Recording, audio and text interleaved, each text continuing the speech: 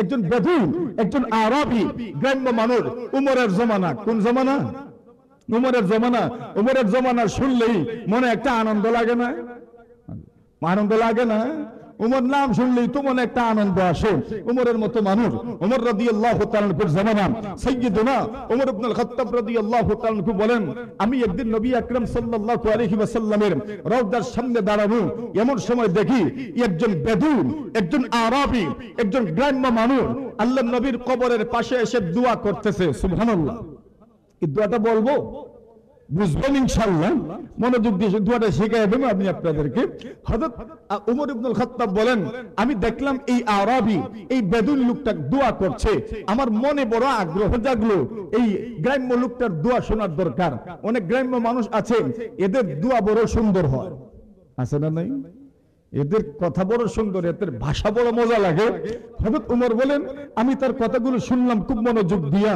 এই লোকটা বলছে, আল্লাহকে বলে, আল্লাহ, এই যে রওজার মধ্যে ঘুমন্ত লোকটা আছে, যিনি রওজার মধ্যে শায়িত, হাদা হাবিবু, ইনি আপনার বন্ধু, ওয়া আনা আব্দু, আমি তোমার গোলাম, ওয়া শাইতানু আদুক, শয়তান তোমার দুশমন। কি বলছে? রওজার মধ্যে যিনি শুয়ে আছেন উনি কে? তোমার হাবিব, বন্ধু, আর আমি তোমার গোলাম, শয়তান তোমার দুশমন। এটা হলো তার দোয়ার শিরোনাম।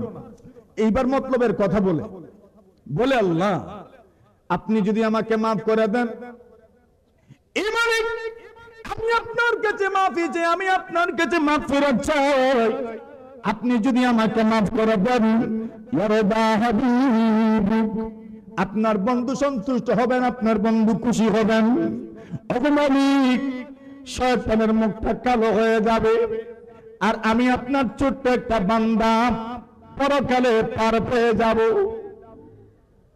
আর যদি মাফ না করেন, তো যদি আপনি আমাকে মাফ না করেন, তাহলে ওই যে দেখছেন আপনার বন্ধু ঘুমন্ত শায়িত, এর মনটা খারাপ হয়ে যাবে, শয়তানে মুস্কি মুস্কি হাসি দিব, আর আমি আপনার ছোট্ট একটা বান্দা ধ্বংস হয়ে যাব।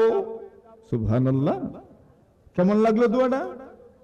হ্যাঁ, এইভাবে দোয়া করছেন কোনদিন? কি সুন্দর দোয়াটা করেছে লোকটা। আল্লাহ, ইনি আপনার বন্ধু, আর আমি হইলাম আপনার গোলাম, শয়তান আপনার দুশমন। আপনি যদি আমাকে মাফ করেন, তাহলে শয়তান নারাজ হবে, আপনার বন্ধু খুশি হবেন, আর আমি আপনার নাদান একটা বান্দা পরকালে পার পেয়ে যাব। যদি মাফ না করেন, আপনার নবী নারাজ হবেন, আপনার নবীজির মনে কষ্ট আসবে, শয়তান খুশি হইব, আর আমি আপনার ছোট্ট একটা নাদান বান্দা ধ্বংস হয়ে যাব, শেষ হয়ে যাব। এরপরে বলে, আল্লাহ, আমি জেনেছি, আমি দেখেছি, আরবের লোক তো, আমি দেখেছি আমাদের এখানে কোন লিডার মারা গেলে, কোন সর্দার মারা গেলে, ওই সর্দারের আত্মীয় স্বজন তার কবর দেওয়ার পরে তার কবরের পাশে দাঁড়াইয়া তার যত গোলাম বান্দী দুনিয়াতে ছিল, এদেরকে তার কবরের পাশে তারা আজাদ করে, মুক্ত করে, স্বাধীন করে।